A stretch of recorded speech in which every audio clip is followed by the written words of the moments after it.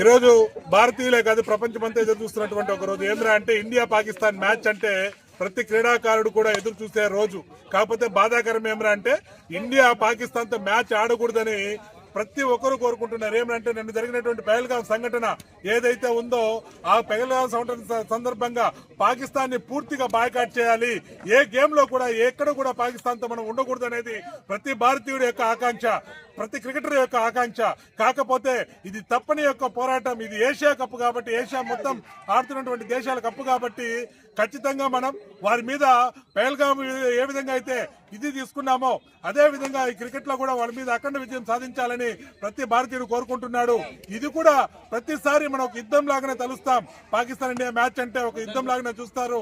ప్రతి మ్యాచ్ లో Bharat పైచే సాధిస్తోంది.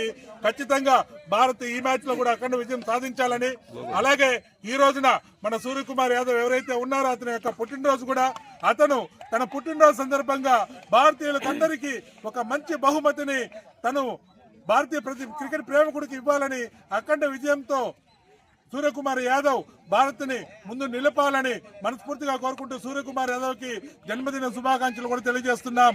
Happy birthday Suryakumar Yadav. బాకీ చెప్పు నువ్వు కూడా మన దాంట్లో పంపించండి. All the best India. ఖచ్చితంగా ఈరోజు మ్యాచ్ గెలుస్తుంది.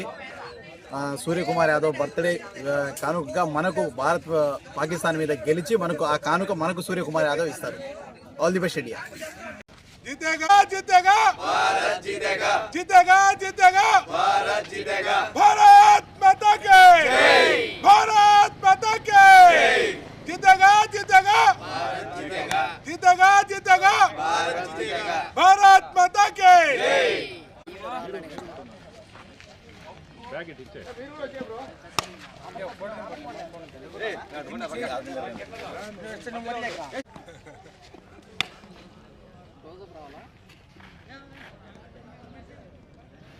బ్యాక్గ్రౌండ్ బాగా చూసుకోనా.